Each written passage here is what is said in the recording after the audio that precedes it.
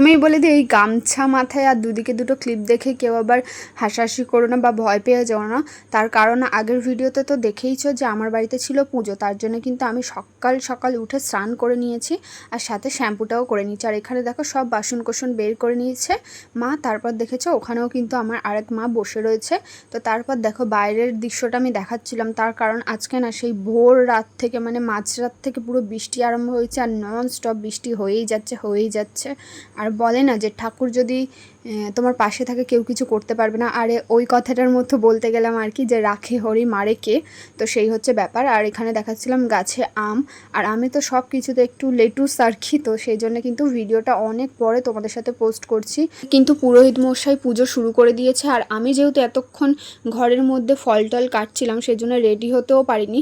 তো আমি এতক্ষণ মানে ঘরের মধ্যে রেডি হচ্ছে, আর এদিকে কিন্তু পুজো প্রায় অনেকটাই হয়ে এসেছে। আর এখানে দেখো ওই যে চক্ষুদান না কি করে, এটা তো আমাদের প্রতিষ্ঠা করা ঠাকুর, আগেই চক্ষুদান করা হয়ে গেছে, তাও পুরোহিত মশাই যে নিয়মগুলো থাকে সেইভাবেই কিন্তু এখানে পুজো দিচ্ছে। আর এখানে আমাকে বারবার ডাকাডাকি করছিল, তার কারণ ওই যে বললাম না ভগবান না চাইলে কিছুই হবে না। আমাদের বাড়িতে এই নিয়ে 3 থেকে 4 বছর আই থিঙ্ক পুজোটা হচ্ছে, আরও বেশি হবে হয়তো, আমি ঠিকভাবে এখন আমার মনে নেই। তো আমি প্রত্যেক বছরই চেয়েছিলাম যে আমি অঞ্জলি দেবো, আমি কোনো বারেই দিতে পারিনি। আর এই বছর সত্যি কথা আমি বেশি ভাবনা চিন্তা করিনি। তো দেখো এই বছর কিন্তু মা আমায় দিয়ে অঞ্জলি নিয়ে নিয়েছে, আর সত্যি আমি খুব খুশি হয়েছি।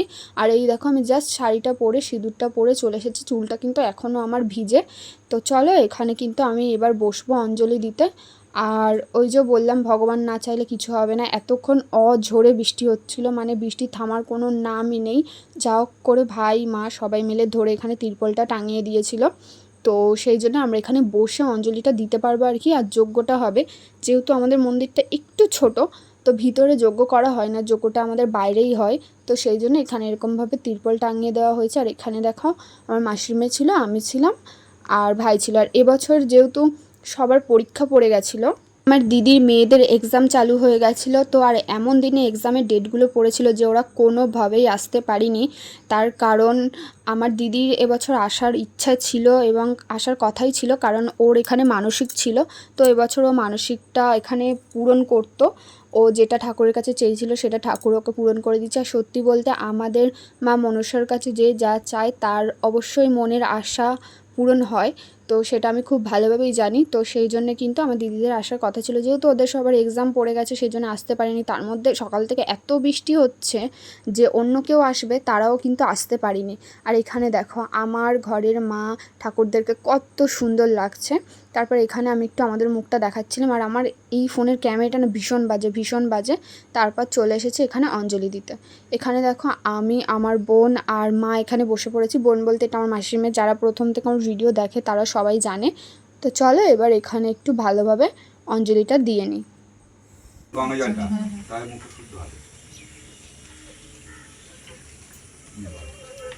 নমো শ্রী বিষ্ণু, নমো শ্রী বিষ্ণু, নমো শ্রী বিষ্ণু। না আর একবার হাত ধুয়ে একটু হাত করে বলো, নমো শ্রী বিষ্ণু, নমো শ্রী বিষ্ণু, নমো শ্রী বিষ্ণু, নমো তাদেবেশেন পরং বাদং সদা প্রশান্তি সুরয় দেবীব চক্ষুরাতম অপবিত্র পবিত্র বা সর্বাবস্থং গত বিভা যশ্বরে পুণ্ডরিকা। ফুলটা কপালে ছোঁয়াও, চুপিয়ে মাথায় 3 বার ঘুরিয়ে জিয়ার খোপার মধ্যে রেখে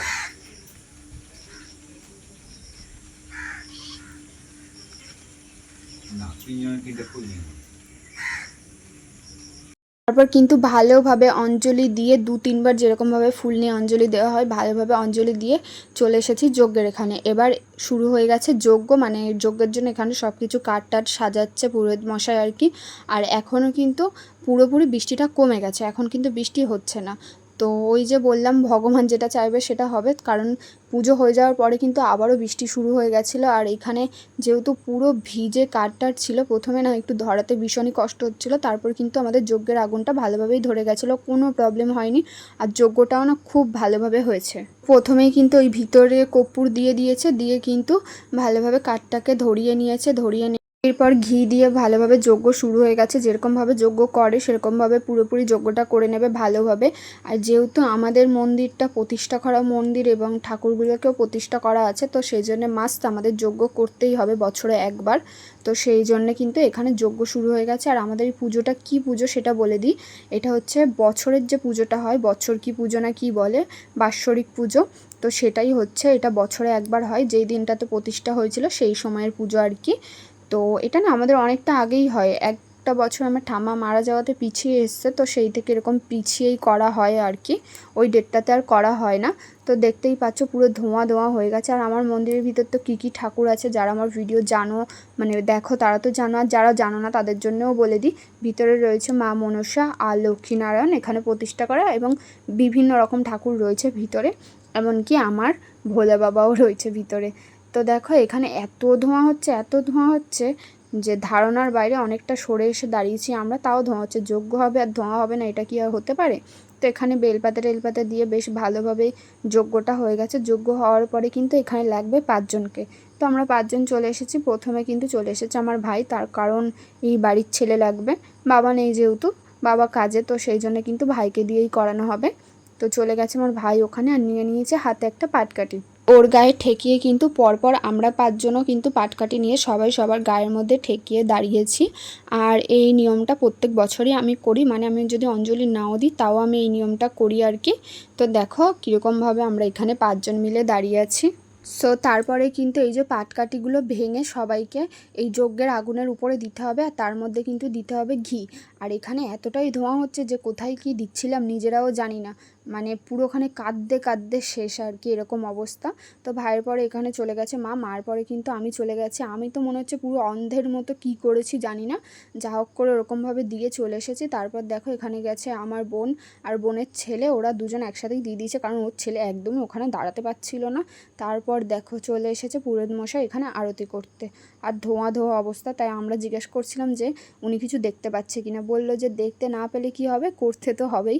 তো মা এটা চাইছে, এটাই করা উচিত। তারপরে আমার অবস্থা দেখো, আমি এখানে কাঁদছি বলতে ওই যে বললাম ধোঁয়া, দেখো চোখ মুখের অবস্থা।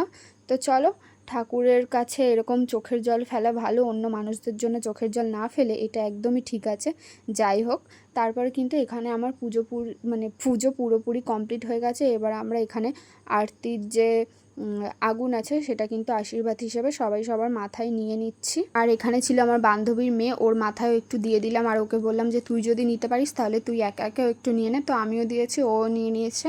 তারপর কিন্তু এখানে চলে এসেছে ভাই আর আমার বোনের ছেলে, ওরাও এইসব আরতি টারতি নিয়ে নিল। তারপর গিয়ে আমরা কিন্তু হোম যজ্ঞের যে ফোঁটাটা সেটাও কিন্তু পুরোহিত মশাইয়ের থেকে নিয়ে নেব। দেখো যেহেতু পুজো কমপ্লিট হয়ে গেছে, আর এখানে হরিতলা বা তুলসীতলা যাই বলো, এখান থেকে কিন্তু পুজো দিয়ে নিয়ে বাতাস এখানে হরিনুর দেওয়া হবে। উনি কিন্তু ছড়িয়ে ছড়িয়ে দেয়নি, তার কারণ বৃষ্টি হয়েছে, সব জায়গায় কাদা বালি, সেই জন্য কিন্তু এক জায়গায় এরকমভাবে ফেলে ফেলে দিয়েছিল, আমরা ওখান থেকেই কুড়িয়ে নিয়েছি। তারপর নিয়ে নিলাম এখানে চরণামৃত্যুটা খেয়ে কিন্তু আজকে আমি আমার উপোস ভাঙলাম, এবং যারা যারা আমার মা বোন অঞ্জলি দিয়েছে তারা তারা উপোস ভাঙলাম। তারপর দেখো আমি চলে এসেছি ঘরে, ওই দেখো যোগু তো জগন্নাথ ঠাকুর ছিল ওখানে, আর এখানে আমি একটু চেষ্টা করছিলাম নিজেকে দেখানোর ফাইনাল লুকটা আর কি। যাই হোক, পুজো দিয়েছি এটাই অনেক, মন একদম শান্তি হয়ে গেছে, আবার ফাইনাল লুকের কি দরকার। তারপর কিন্তু এখানে বসে গেছে প্রসাদ দিতে আমার বোন, তার কারণ এবার পাড়ার সবাই চলে এসেছে প্রসাদ নিতে। আর সত্যি বলতে প্রচুর লোকজন এসেছিলো প্রসাদ নিতে, দেখেও খুব ভালো লাগে। আর যেহেতু আমাদের মনসা ঠাকুর আছে, তো পান্তা তো মাস্ট, পান্তা খেতেই হবে। তো পান্তা খেয়েই আজকে কিন্তু ভিডিওটা শেষ করলাম।